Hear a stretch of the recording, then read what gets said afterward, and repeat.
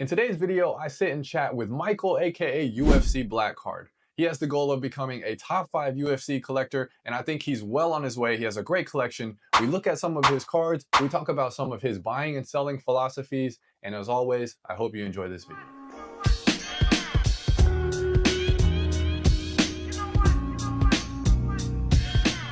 All right, so I'm here with the man, the myth, the legend, Michael, aka UFC Black Card. Thanks for coming on, Michael. No, thanks for having me. It's great to finally connect in person because I know we've been chatting online for such a long time. Yeah, man, it's been a long time, and that's what's so cool about the community is you talk with all these people, every day you're back and forth. Oh, what do you think's gonna happen on the fights this weekend? Is he gonna kick DDP's head off? You're just back and forth, and you don't even see anybody in person. That's what's so cool about collecting and about this community. So thanks so much for coming on.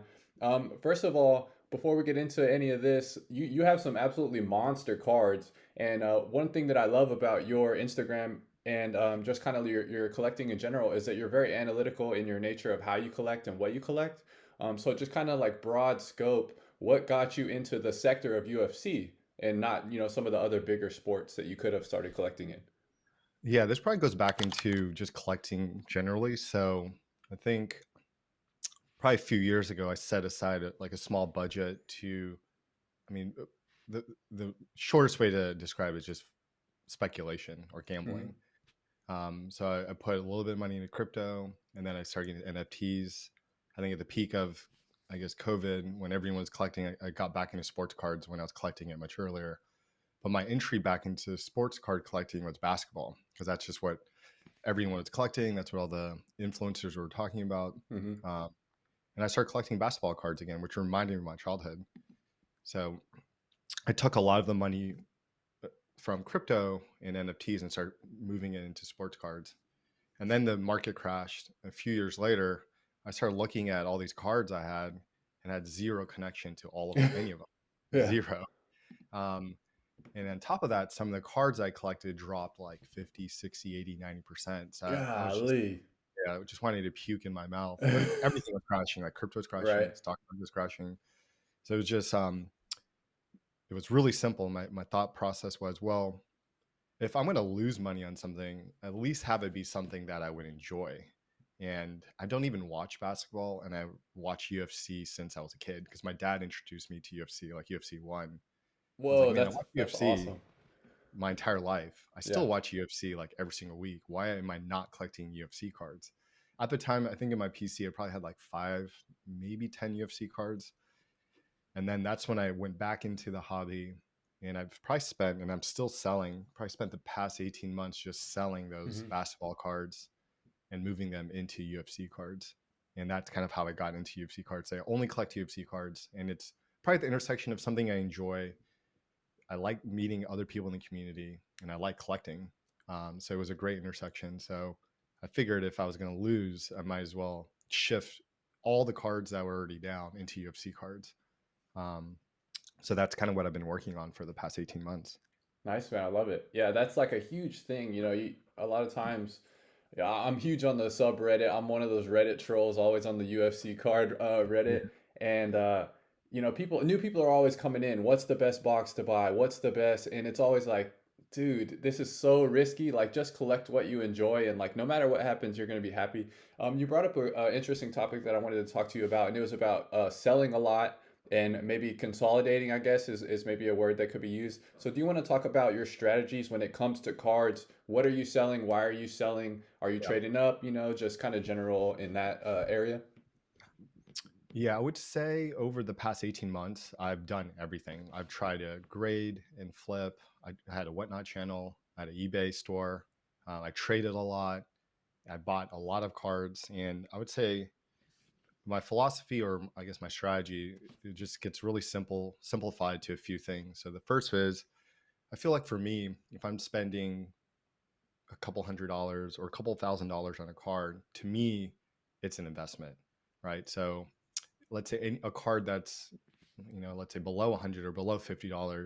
If I like it, I'll just collect it because I just like the card and it's enjoyable. But once it gets to a certain size, then I kind of have the intersection of, is it something I like and is it a good investment? So that's kind of been my thought process since I got back into the hobby. Where I am today is my goal is to build probably one of the top 5 UFC collections, and I think it'll take a while to get there.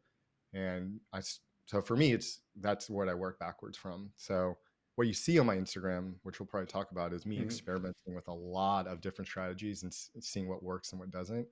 I'm the type of person that has to kind of put the hat on to see if it makes sense, and I'll learn from it, and then I'll take that hat off and say that was not a good idea. So I'll kind of dabble in a lot of things. So where I am today, I would say I probably have consolidated from hundreds of cards. I'm trying to get it down to like 50, 25 or less. And for me, it's probably the most rarest, the most iconic cards. I gravitate toward rookie cards or first Yeah. autos. I try to skip everything else. And I found that it's hard because now I don't buy a lot of cards. And earlier I would have mail days, every single week, and it'd be Yeah. exciting. And then I would get buyer's remorse a few weeks later, and then I would sell it and I would learn. But I would say now my mail days are very few and not that many. But the cards that I'm picking up are cards that I'm going to hold for a very long time. Nice. I love it. Yeah, I think a lot of people right now are in the same boat.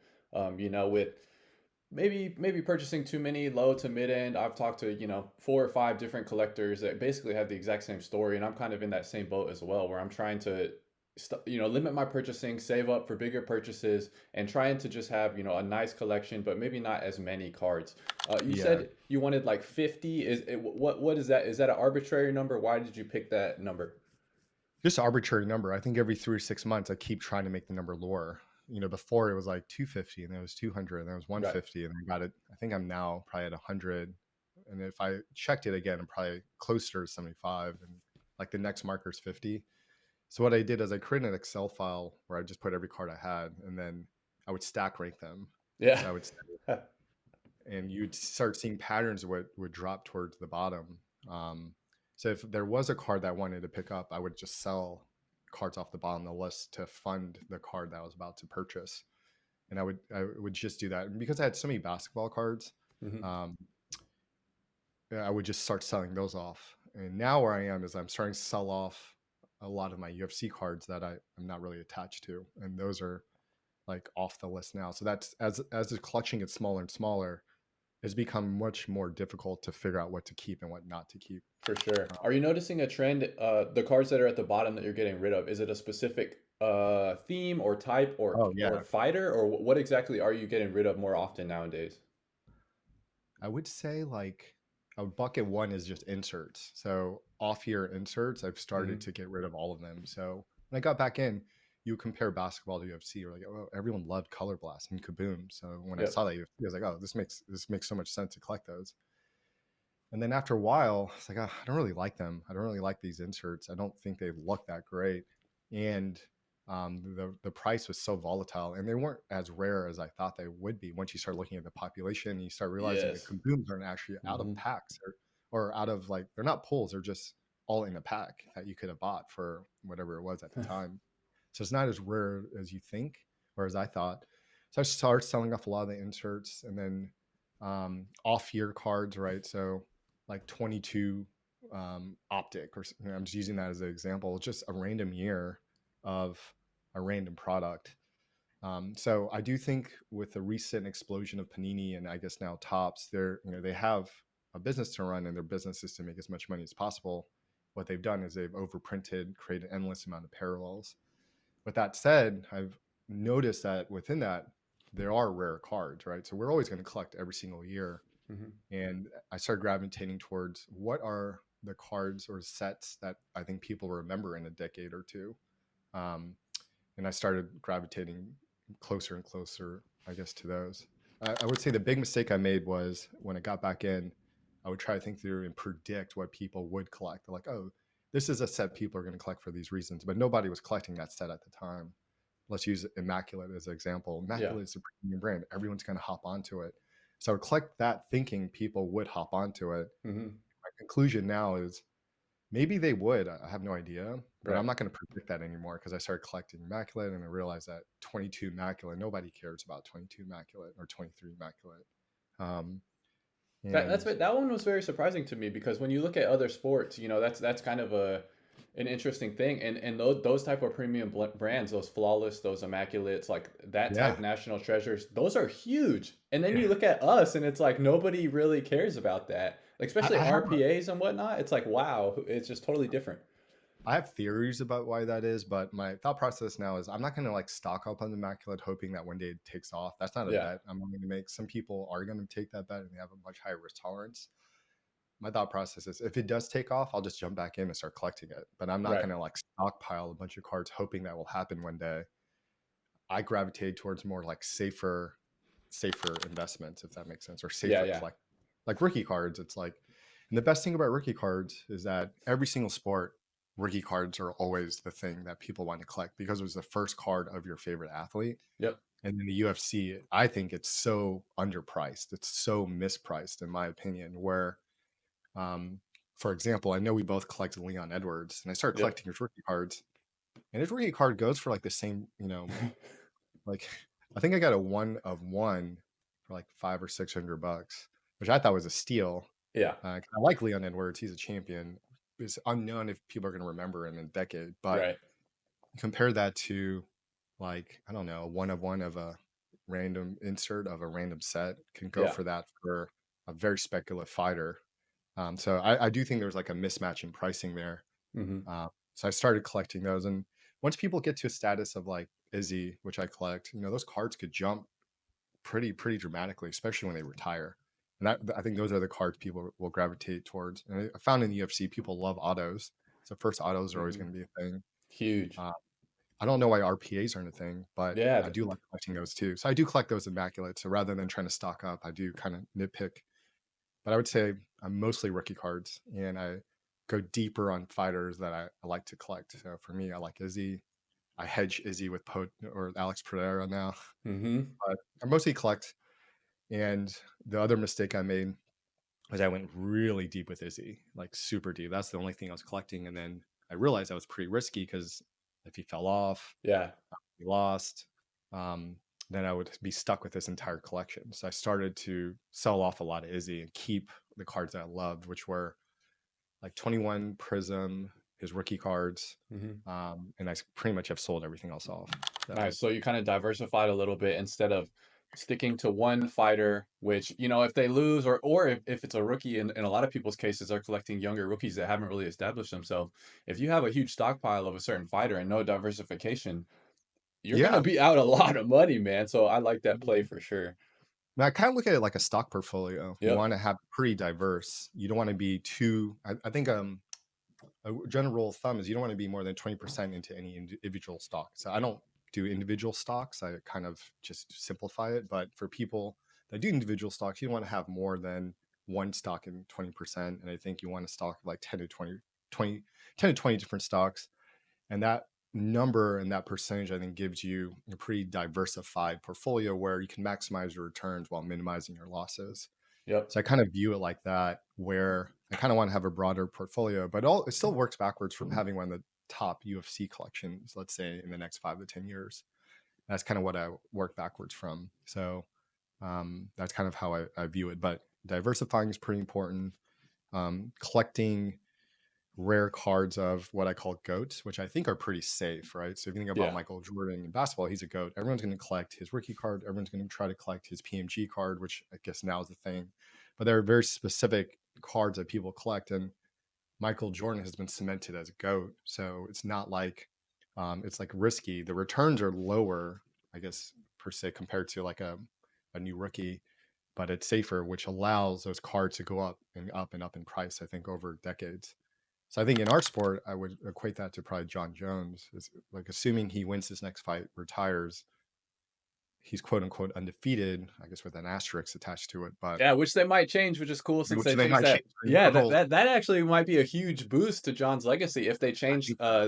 if they take that from a loss or a no contest to or from a loss to a no contest. So that would be maybe a boost. I didn't even think about that, but Yeah. So I do think he could turn into like a Michael Jordan for the UFC because, for someone to have that track record, let's say 10, 15 years. So we'll see that once every decade. And if he retires with his record, with a lot of those asterisks, I think people feel like it's safe to collect him because he's not going to have a loss after that if he ends up winning. So I do think a lot of his older cards hopefully will go up over time. Yeah, That's man. kind of how I think about it. Whether he's your GOAT or not, Jones is always going to be in the conversation, which I think is Oh, really the main point with this is you want you know the GOATs, you want them to be in the conversation. Everybody has opinions. There's going to be five reasons why they should or shouldn't be for every single different person that's presenting the argument. So I think he is absolutely safe as a long-term investment or just as a GOAT candidate for the UFC. You mentioned a lot of fun cards there with Izzy and with Jones. So now I want to take the viewers down your collection, sure. and we'll hop over to the screen share and get this done, and just look at some of your ridiculous cards here. So first we got this 2009 Jones round two. So if you want to kind of take me through the history, why you purchased this, maybe the pricing if you have any of that information, and just Yep. kind of let the viewers know what these cards are for you. Yeah, I think a lot of people collect round one, but for me, I like collecting round two, particularly because it's Jon Jones rookie year set. So one of my favorite things to do when I'm like collecting is doing a lot of research. Hmm. So I love looking at the checklist. I love looking at what cards there are. And then for Jon Jones, I think that year he has three cards. So he has his rookie year, rookie card no auto. Then he has his rookie card auto, and then he has this um, relic auto. So my thought process behind this card was this technically is his RPA. It's numbered to 25, Yeah, and super low. unfortunately for round two, I don't think they had like rubies of these cards. I'll have to double check the checklist. But so my thought process was his auto and his RPA. They're numbered to 25. There aren't that many of them, so I think maybe half of them are still in boxes. Boxes are really expensive now, so it'd be Yeah, unlikely that people are going to try to open up a bunch of packs to search for them. Maybe there are a bunch of them in old collections that are just stored away. And I realized that there was a mega Jon Jones collector. I think he was somewhere in the Midwest, and he owns most of the Jon Jones cards. And he's maybe at just some point he will got them sell it. He all. probably has all of them, to be Yeah, honest. That's why we never see them. So I felt like it was risky in a way that if he ever started selling, the prices could plummet. But for now, he wasn't. And if he did, he would probably do it slowly. So that was kind of right. my thought process. I looked at this purely as an investment. Yeah. Um, I saw it pop up on alt and I put it in an offer, I think, for a little over 10K. And they accepted it. And then I think I was the first one to price it at that price point. And since then, I think it's sold twice Hmm. for around the same. So Yeah. it was kind of nerve wracking because that was the biggest UFC purchase I made at that time, Yeah, man, and I that's a had big buy. That's a lot. pretty big. I had to sell a lot of cards. So I probably spent like 3 months just selling just to make Nice, up for man. it. But it felt good because this is a card I look at that I would consider selling, but it's Hmm. if I need it to fund, let's say if I came across this rookie card and I came across a ruby, Yeah, uh, something crazy. I would probably sell this to fund that to upgrade, but Hmm. um, it's unlikely I would sell that to, I guess, fund something else that wasn't Right. anywhere. I would say that was probably one of the biggest card purchases I made in 2023, and Yeah. it So felt good. It felt like it wasn't the wrong decision, if that makes sense. Because sometimes I'll buy a card and a week or two later, I'm like, "Oh, that you was got the terrible regret. decision, and now I have to figure out how to sell this." But this was definitely not in that bucket. Nice, man. Yeah, 10 grand is crazy. And that's happy to hear that the subsequent sales after yours were around the same price. So that means that you either set the market and the market agrees with you. So that's awesome. So we'll go ahead and click through and look at this. Another absolute banger of a card. Michael's just got a sick collection. And this is one that I really like. I really like this image. I really like this Nunez first auto. So what's the story behind this one, Michael? So Nunes was somebody that I followed for a while. I just liked her as a fighter. I thought she was very well rounded, and I also noticed that a lot of her cards were underpriced. So it just started off. It was buying a few of her cards, and I started buying more and more. Um, then I realized it's like Nunes. I think is the female goat. I think Yeah. hands down, it's undeniable at this point. Maybe somebody else will replace her in the future. And I've love this card. I love the photo. I love that it's on card. I love that it's red. And I got it from the card father. So I chatted with him for a while, negotiated, bought it, got it graded. And then same thing. I had a lot of low end or middle end Nunes cards, and I sold Uh-huh. pretty much all of them to fund this. Nice. Um, so that was kind of the story behind this. I think with this year, there's a red ink 15 and a red or ruby out of 8. Um, Yeah, I nice. think I pulled, I do a lot of surveys or polls on my Instagram, and it seems the community split on which one is more favorable. So I think it just comes down to personal preference. I like this one, so I got it. But Nice. I did notice a few months ago, there were probably like 3 to 5 of these cards that popped up. So I think a Nunes collector was probably liquidating or selling off their collection. But these are pretty rare. Like a lot of the old top stuff is pretty rare. I think they're they might pop up like once or twice a year. So I kind of jumped on it when I saw that was for sale. Yeah, and the 10 auto for this to be on card into auto 10 is a huge grade. Me personally, I remember that poll and I voted red ink. I think the red inks are just so sick. So in the comments below, anybody who's still watching, thank you. And let us know in the comments, what would you prefer with this card? A ruby or the red ink? And it's the age-old question. Yeah. All right, next up, we're gonna keep it with the GOAT, the Nunez, and I chose this card because it is a 2021. It's a debut Prism, and I'm assuming looking through your collection, you really like the debut Prism from a long-term value standpoint. So, do you want to talk about kind of your thoughts on debut Prism and why you invest in that? Yeah, I would say first off, I definitely overpaid for this card. So this card popped up right after she retired, and I think it was just me and one other person. Now, it really only takes one other person to drive a price up. Yeah, It was right after her win, and if you're a UFC collector, you know the times to sell are like around fights. That's where if you're collecting any fighter around the time of their fight, like a week or two before and a week or two after, especially if they win, a lot of cards pop up. So if you collect any fighter and you want to save up for one of their rare cards around that time frame, you will always see these rare cards pop up. So I saw this pop up. I have an attachment to Prizm, so I know a lot of the older UFC collectors have attachment to old tops because that was the thing they collected. When I got back into collecting, it was around 2020, 2021, and Prizm was the set to collect across all sports. Um, so when I saw this pop up, for me, I'm always going to collect 21 Prizm because it just reminds me of getting back into the hobby. I like the way it looks. I like black. Obviously, my screen name on Instagram is UFC Blackheart. I like the Black Prizm 101. The only thing I don't like about this card is that it's a sticker auto. But if it was an on-card auto, I would probably prefer this maybe over a first auto. Maybe it's equal. But I think I paid a little over 4,000 for it. I probably overpaid by 10 or 20%. But the advice I got from like other sports collectors, if you come, their thought process is if you come over a rare card, there's nothing wrong with overpaying by 5, 10, or 20% because you might not ever see it again right. and you'll regret it.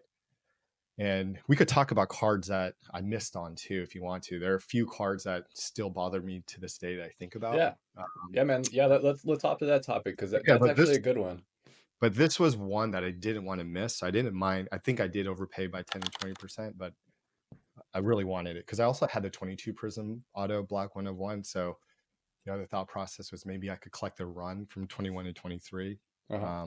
That was kind of the thought process there. But there are a few cards. The card that pops up is right when Sean O'Malley won his last fight and won the belt.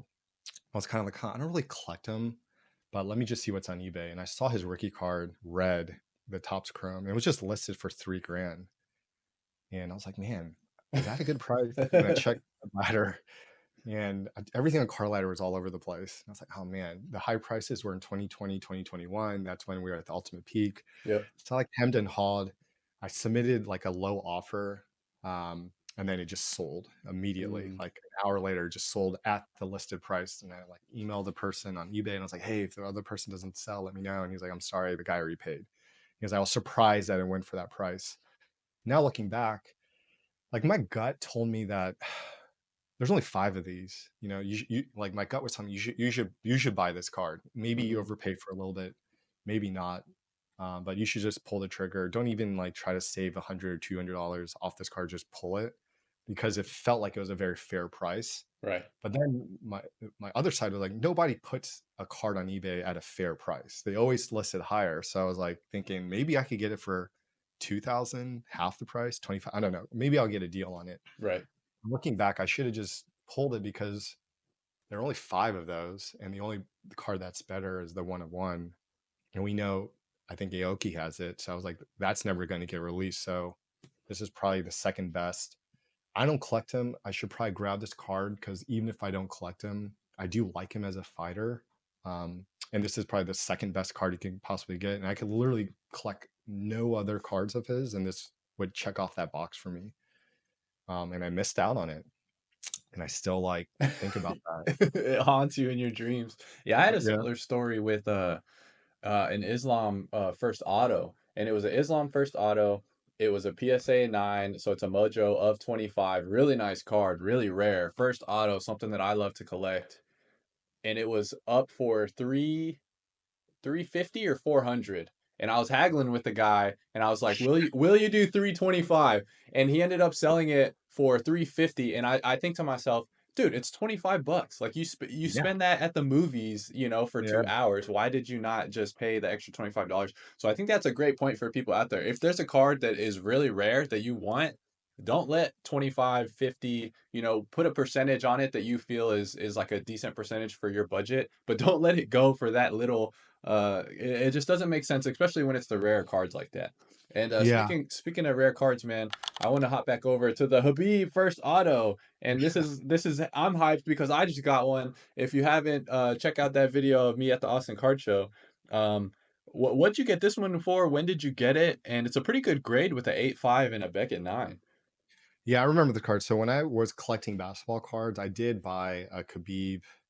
I did buy this card in a 7. I think it was a PSA 7, which is what I wrote in 2021. And when I got back into the hobby, I was like, I really want to upgrade this card. So when you check the Beckett population, there aren't that many that are high grade. I think there's like 8.5, and a 9. I think most of those at the time were graded with Beckett. And I just got introduced to Facebook groups and just saw somebody on Facebook was selling it. So I kind of negotiated with them. I guess, yeah, there's pop fours for hire. So there weren't that many. Yeah. It was unlikely I was going to get the red ink or the red, because I saw that someone on Instagram just like super collected all of them. So there's another collector. I can't remember. I think it's like not the card father, but the goat collector on Instagram. When you go to his Instagram, he has like Yeah, he's got he he's got the got red like ink. five. Yeah, he's got 4 or 5 of the red inks, and there's only 15 or whatever of 15, them. yeah. You look at it like that guy's gonna get all of them, and he probably should deserve to get all of them. Yeah, So I was like, this is, I don't think I would spend that much because I don't, I'm more of a Connor fan, but it's like I should get a rare Khabib card. So I saw someone on eBay. I think it was a little over 3. I ended up selling my 7 for a little over. I can't remember. I think it was a little over 2,000. About 6 months later. So my thought process was I could sell the 7 for around what I bought it for in 2021. And for me, hmm, that was a good outcome because the market had dropped so much. yeah, for And sure. I was like, if I would have bought this card in 2021, it would have been way more expensive than what it's listed for. I could probably sell the 7 for around what I bought it for. So that's what I did. So in my head, I felt like I upgraded the card. So I think the difference was probably around 1,000. And I obviously had to sell a bunch of other cards to cover the spread, but that was kind of my thought process there, which was let's upgrade the card, let's sell the one I have, and after that, let's go after his rookie card next. And if I paired those two, I think I'm good with Khabib. I don't really need to collect him Yeah, that much more.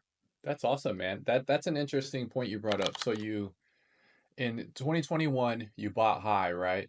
And what we see in this card is lasting staying power. And I think that these type of cards are not going to be, as volatile as a lot of the other cards. And that's why I think consolidating, being more picky with your buys and buying into specific cards that are going to maintain value long term is such a good play. And I'm really happy that you were able to get out of that basically what you put in and trade up for it.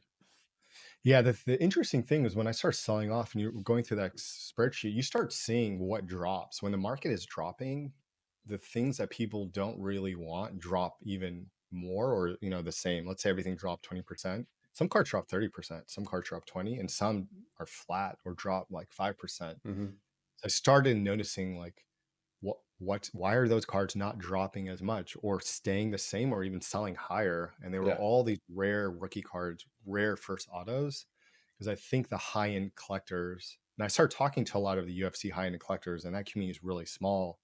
Because I started noticing that they all gravitated toward those cards and um, staying away from certain cards. And I realized that okay, if I want to spend that much and have it be an investment, let me make sure that what I want to collect and what the high end community on UFC collects overlaps. This is a perfect example of a card that a lot of a lot of high end UFC collectors collect. So if you think about the one guy that only collects Khabib, you know that he's going to collect as many as possible. So you know there's at least going to be competition. So anytime one of these cards pops up, you know he's going to go after it. If Yeah. you go after it, you know the price might go up or stay the same, but it's not going to dip. Hmm. Because if you think about it, if he has 4 of the 8 or 15 and he bought them for, let's say, $1, he's not going to let that drop to 25 cents. Because if it drops to 25 cents, that means all of his His cards have whole dropped collection. dramatically. Yeah. Yeah. So he's going to always want to keep it close to where he bought it for or more. And I'm noticing in other sports, that's kind of like how the high end market kind of works. It's basic supply and demand. So if you think about basketball, all those 90s inserts have just taken off. I think it's because the high end community said that those are the cards to collect. They started Yeah. collecting. They have the narrative of why Uh, people bought into it, and now it's just a thing. It's just like a accepted thing, and I think that's I don't think that's happened particularly in UFC yet, but I'm starting to see that it's getting closer because even in 2024, we're seeing cards sell for um, thousands of dollars, which wasn't really happening that often in 2023 when I got back in. So I think we're starting to see like people feel comfortable spending a little bit more on cards than they were in 2023. Yeah.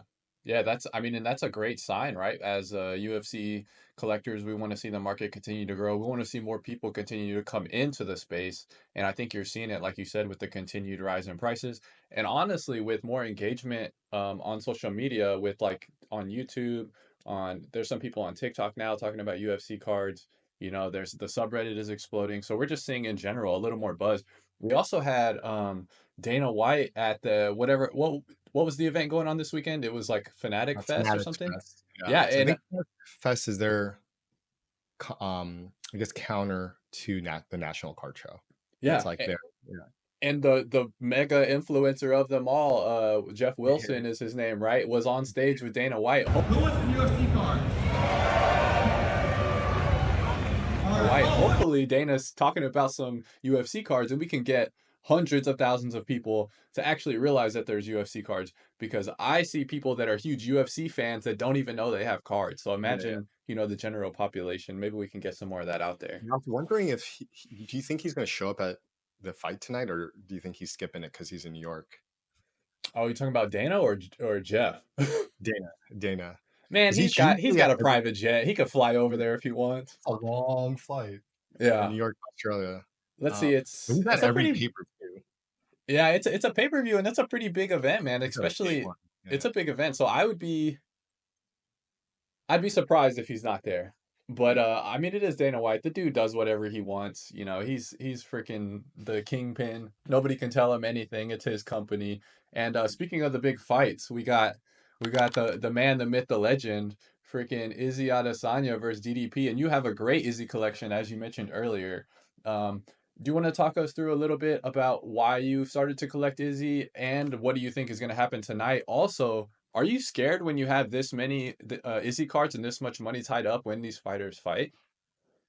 That's a good question. I think I collect Izzy because I just like him as a fighter. I think um, I just like him. I'm not going to go into like the details of why I Yeah, like him. I'm probably going to bore everyone, but I like him as a fighter. So I like Pereira too. I like strikers generally, yeah. middleweight, light, heavyweights. I think they're fun to watch. The fights are exciting. Obviously, I have a bend towards kickboxers. But to answer your question, I would say maybe 6 months ago, I was really nervous when he would fight because I had so many. I would say it was probably like 50 to 80% of my collection. Oh, Today's probably like just sweating. 20%. It's dipped pretty dramatically. Um, and even this week, I've started selling off a lot of his cards because people are buying him off my eBay. Uh-huh. So if he loses this weekend, it wouldn't really change anything because he's one of my favorite fighters of all time, and I have the cards that I like the most, right? Most of them are Prizm and his rookie card. And that's it. I don't, I thought about maybe going after his first auto, but there's also a really heavy Izzy collector that rarely sells, and if they do, they're really high price. So I'm still a stickler for price. Like Yeah. if I feel like it's overvalued by a lot, like that's usually a test for me to really ask myself if I really want the card, right? And the reason I didn't go after his first auto, it's such a small thing, but I love if the first auto logo in Topps. I think that makes a huge difference, and it doesn't. His doesn't, and there's always this debate of which one is his first auto. Everyone says it's the Topps knockout because it came out first, but then other people say it's this and it's that and it's this. Yeah. So anytime there's like a debate over what something is without the actual mark, I kind of don't get as excited about it. But to answer your question, I don't get as nervous because I've sold off a lot of the cards I don't want.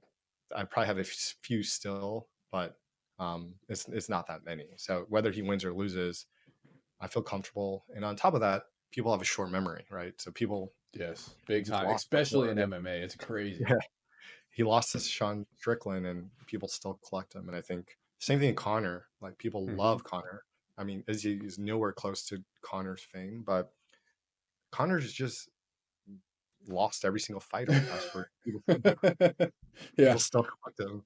His Yep. prices are still super high. So hmm I don't think Izzy as likable as Connor, but he does have fans. So Yeah, awesome, man.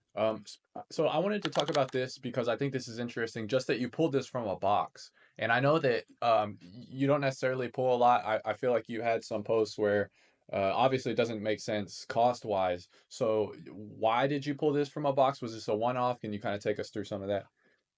yeah, this is kind of um, so I actually bought a case of 21 Prism when it first came out, and that was probably um, I wouldn't say it was like the biggest waste of money because I sold a lot of the cards that came out of that case when it came out, and I would Yeah. say today I have either broken even or very close to it. And this is when I pulled like, I mean, a silver Hamzat and got it graded for PSA 10. And at the time, you could sell that for like $1,000. The So box was a grand, right? Debut box was a 21. grand, Yeah, and Hamzat cards were through the roof. So that's I wild. got those graded as fast as possible and just start selling them immediately. So that paid for the case. I don't think that's true today. I don't think you could pull like a Yeah. random card and get a lot of money for it. So I think the ROI of boxes have plummeted, especially as parallels came out. But I was a huge Izzy fan, and I pulled that card, and I was just like, man, this is amazing to pull a 1-on-1 of your favorite fighter. Yeah. So That's that that's card, so rare, man. Like so great. that is probably never gonna happen again. That's The amazing. funny thing is, when I got back into the hobby, I bought a case of 23 Prism, and 21 Prism, I had so many hits because I think it was the first year that they came out, so they didn't produce as much. Yeah. So every single box, you're pulling something crazy. Like I think I had maybe one box of 12 where it was a dud, but every single box was like if I pull a Mojo, I was like, oh, that sucks because I was pulling Yeah. 23 Prism. I bought a That's case. awesome. I was like, oh, this was terrible. I think the best card I pulled was like a, a gold Sean O'Malley. I think one of the inserts, hmm and that was it. Everything else was a dud. So that's when I was like, I'm never buying cases. I'm never buying boxes again. I did good dabble in whatnot and tried everything. And I was like, I'm just going to stick with collecting and buying singles and Yeah. trading and getting to know people in the community. It's less work. I don't feel like a degenerate because I have addictive personality, which I think most people do that collect. Yeah. And it was a test for myself to stay disciplined, which I think I've tried, to do most of the time. But that card I probably would never sell or trade because it just reminds me of that experience. I do understand why people love buying. So I might buy a box here and there, but for the most Yeah. part, I try to stay away from it. Yeah, so that's not part of your process anymore. And I would totally recommend opening a lot of boxes on the channel and checking out designs and sharing it with the community is kind of why I do it. It doesn't really make sense investment wise or cost effective wise. I mean, you can take that money, you can put it towards a car that you love instead of rolling the dice and maybe getting nothing like we said. Um, And speaking of rolling the dice, you got some huge rookies, man. Like you got some massive rookies. And I wanted to go over this with you because you know, with you know how volatile it is with even in the more traditional sports, right? Like the NFL, NBA, you know, you got Anthony Edwards and Luca cards going all the way across the map. You got Justin Herbert, Joe Burrow going all the way across the map. And it's very similar with UFC, if not more volatile. So what's your thought process when you're investing in rookies and kind of like what are you looking at? What are you hoping to happen with these? Yeah, I actually don't know if this is going to be a good strategy, but here was my thought process behind it. Hmm. Uh, for some of the more goat-like fighters, I'm only buying the rookie and first autos. Uh-huh. And those pop up so infrequently. So I was like, man, this sucks. Like, I'm buying. There was probably a time period where I didn't buy any cards for like 3 or 6 months. I was like, dude, this is so boring. Like just checking eBay, Yeah. checking Instagram. So I was like, let me kind of change it where I kind of got envious of the old Topps collectors because I would look at their collection. I was like, man, they got like everything, and it's so hard to pry these cards off of them. They Right. want a lot for them, and I said, you know what? Let me try a different strategy here just to like get my dopamine hits. I'm gonna like analyze like all the new rookies. I watch a lot of your videos. I talk to you a lot about this. Who are the most Hmm. promising rookies or prospects? And that was pretty fun because, as you know, it's like researching them, trying to figure out like Yeah. who's good and who's upcoming. And then I kind of had an Excel file of all the wins and losses. Like, you know, it was really fun. I find the research part pretty fun. Yeah, me too. From there, then I said, you know what? Here's my thought process. Let me just go after all their gold prisms, like one of each. And if they lose, I'm going to sell that card. And if they lose, I'll probably lose at the most 50% because somebody else is still going to want to collect them. And if they win, at least I have this rare card because I know as soon as they become champion, everything quadruples in price and goes way up, and I won't have to pay that price. So hopefully, if it's a portfolio of all the prospects, maybe one of them becomes a generational fighter, and I'll have one of those 10 gold prisms, and I won't have to overpay for them because I've already got it for pretty low. And for everyone else that loses, I'll just sell those off. So maybe in the long run, it just all breaks even, anyways. And at least I get to have fun researching, fun collecting. I enjoy doing deals, so at least I'll do Yeah. some deals along the way and sell them. And so far, I would say that I picked really well. So a lot of them haven't lost, and when I do sell them when they lose, um, it's not really 50%. It maybe drops like 20%, 30, 25. So the drops haven't as been as big as I thought. Hmm. And a lot of the ones that keep winning, the prices have gone up. Yeah. So because at the time, that's when UFC was super flat or going down. So even if you had a rare card, even if the person won, you remember when it was like if you won the belt, your cards plummeted because everyone was trying to get their Yeah. money back. But They now I'm starting to see, liquidate. yeah, now I think we hit the bottom and we're starting to see um, like Ilya's cards starting to like go up, or Tom Aspinall's cards started going a little bit Hmm. higher than what they were. So I think the strategies kind of worked so far. It's been fun collecting some of the fighters and watching. I would say now sports betting is legal in my state, so I'll bet like $5 or $10, and that Yeah. kind of scratches the same itch, but it's not the same as having a card of the fighter. Holding the card is much more fun than sports betting for me. So Yeah, for sure. It almost feels like fantasy football. I don't know if you play fantasy football, but like when you have a fantasy team, you're way more invested in the oh football yeah, games and it makes watching more fun. And that's exactly how I feel with cards. It's like even if you have some low tiny end cards, it's like, "Oh, I'm a real bit I got this guy's back. Let me see how he does in the fights." yeah. You had Oh, mentioned earlier. one more thing I would add to that is like Uh-huh. rookie cards for UFC are just still, I think, undervalued, even for prospects. I was picking up those gold prisms for 200, 300, some for 100, $150. So they weren't that expensive in, relative to some of the other cards that were selling at the time. So Right. they felt like they were undervalued. So my thought process was all those things. Plus, I felt like the rookie cards were, I don't know why, but it didn't seem like the UFC community was going after the rookie cards as aggressively as other sports. So the prices weren't that high. Um, so, and usually when the set comes out, the market gets flooded with whatever the rookies are for that class. Yeah. So, there might be only 10 of them or 8 or 25, but let's say you have Mojo, maybe 10 of the 25 gets listed in like 2, 3 weeks. So the prices kind of drop as more and more get listed. I might pick up one of those, and then 6 months might go by. You might never see the card again because everyone that sold. Everyone that wants to keep it is holding. So like that was when I started buying a lot of that 23 Prizm gold. It was like right when the set came out, and I was like, I'm just gonna buy as much as possible. And now the cards don't pop up as much. So Yeah. I think that's why I've been able to get some of the money back from buying them. Nice, man. I kind of want to talk to you about maybe get your input and, you know, learning from others' mistakes and trying to be wise about making decisions is a great thing for a lot of people. So I wanted to kind of ask you, what mistakes do you think you've made along your UFC collection, and what would you advise other people to avoid so they don't make the same mistakes? Um,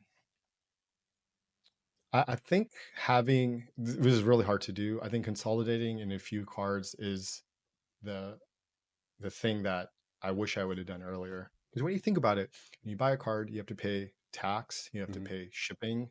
When you sell a card, you have to pay selling fees, right? So off the bat, you're already paying 10% over what you bought it for. And when you sell it, you're subtracting 15% on average from the cost of the card. So you're already in the hole 25%.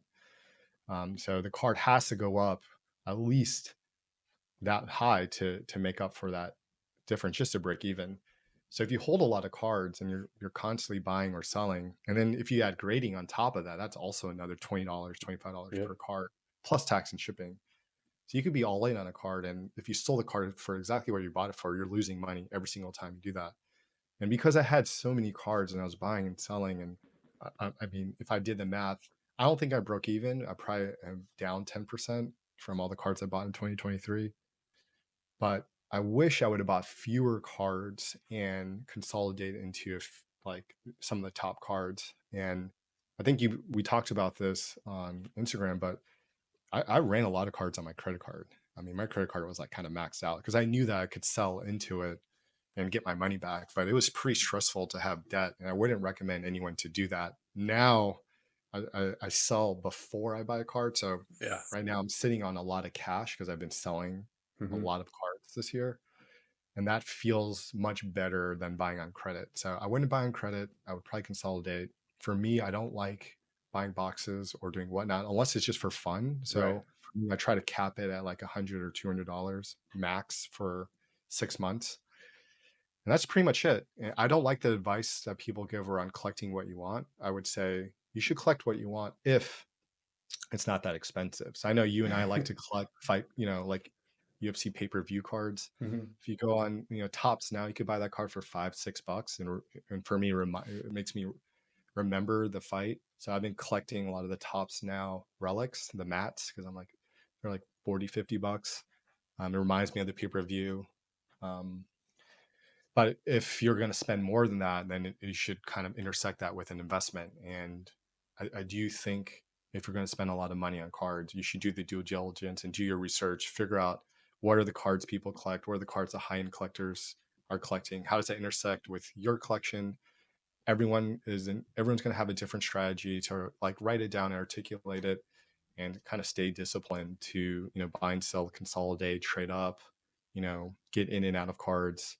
And that's the fun part of the hobby. But I think once it becomes, for me, if it feels like I'm being financially irresponsible, that's when I feel like a degenerate Yeah. gambler, which I don't like that feeling. No, nobody I should try. like that feeling. Yeah, I don't like that feeling at all. I don't like getting the remorse. I like learning, but I think where I am today feels pretty good. I feel like I made all the mistakes, and now I can like stay focused on trying to build this collection. Um, so that's kind of I, where I am today. I love it. Wise words, and hopefully you guys can get something from that and try and kind of mold it to what you feel like you want to help, or what will help your collection in the future. Last question, Michael, before I let you go. Thanks for coming on, by the way. Everybody Yeah, go follow UFC Black Card if you're not already on Instagram. Last question. Since we got Topps Knockout coming up, what are your thoughts on the first year of Topps, and kind of how do you see these cards being received long term? the Fanatics team is essentially like a mix between because they acquired Topps, so they brought on a few folks from the Panini team. So I feel like it's more of the same. But if you push all that aside, like how their business is run and all that, this is not the most exciting rookie year, and I think rookie years matter the most. So 23 or 2023 was like stacked. 2022 was stacked. Yep. In maybe 2017, 2018, but 2024 it's unknown. Maybe in 5 years somebody's going to emerge from this class, and then we'll go back and wish we had bought those cards. But Yeah, that always seems to happen. At least one yeah, person. yeah. So there's always one or two per year, but I think because right now the prospects in the rookie year isn't stacked, it's not as exciting for me because that's what I collect. So I'll probably sit out. I've sat out of pretty much all the top products this year and just kind of been focusing collecting some of the older stuff. I've saw a lot of the Prizm stuff go up for sale for a little bit cheaper because I think people are gravitating towards the new top. So that's kind of like my strategy and my game plan. But as far as tops, the thing I'm the most excited about is there are a lot of rumors about what that's going to be, but I'm kind of curious to see what their version of Immaculate or Flawless is going to be. And I think that could be pretty exciting. But for the most part, I don't like collecting my favorite fighters in off years because I just, even if it's a one of one, it just doesn't, to me, mean anything. It doesn't have Okay. like a story attached to it. Do you want to expand on what that off years means to the audience and kind of let them know the philosophy around this? Yeah, so like an off year, let's use Izzy as an example. So 2018 is a big year for Izzy because that was his rookie year. And then 2019 is another big year for Izzy because that's when his first auto and his, I guess, RPA came out. But 2020, and then 2021 was a big year because that was the first year of Prizm and Panini. So a lot of people are collecting that, and that's the narrative. That's like the meta narrative people will say. It's like, oh, this is the first year. We can argue whether you like Prizm, you like Panini, but people are going to collect 2021 Panini products generally because of the narrative, and people are going to collect Prizm because that's the most sought after. For Topps, 2017 is a big year because it's the first year Topps Chrome came out. And then 2009 is a big year for Topps because that's the first ever, Topps round one. So that's why a lot of the OG collectors like Topps round one is the best. Every card's a rookie card. It's numbered. So everyone has a narrative they're attached to. So let's use Izzy 2022 Optic, right? It's not really like Optic is kind of arguably not the best set. No one's going to remember any. There's no. I guess an off year would be. There's no story attached to 2022 Optic for Izzy or for Jon Jones or for Islam. It's just a random year of a random set.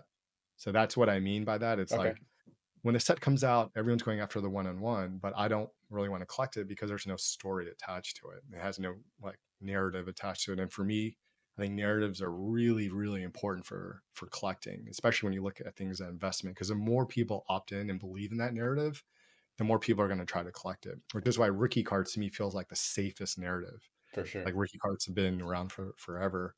Whereas Immaculate being the premium product of the future is a very speculative narrative. It could happen, it could not happen, but I'm not going to opt into that yet. I'd rather wait to see how that shakes out.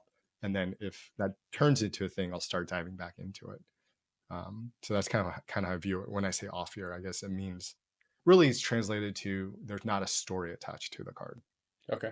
Love it, man. Is there anything you want to promote before we end off? No, I think I loved collecting. I love collecting UFC cards. I loved everyone I met, and I just hope like the community gets bigger and bigger, and we get to meet more and more interesting people. My goal, I don't even say goal. My dream is one day that we all get to meet up at like UFC That and would have be a sick. I Yeah. was just thinking about that before we hopped on. I was like, man, it would be so awesome. We just had a trade night at UFC X where like everyone in the community that we've all known each other for so long, we just meet up, trade cards, have fun, watch a couple of good fights, meet some of our favorite fighters. So hopefully that will happen next year, or somebody will organize it, or we'll kind of self-organize around that idea. But I think that would be really neat. That would be really fun, man. Again, the community's awesome. I say this a lot, but I think we're still in kind of the small infancy stages of UFC card collecting. Maybe I'm being naive and optimistic. I tend to be an optimistic, naive individual, so it could be that. But it does seem like we're kind of No, still in somewhat early.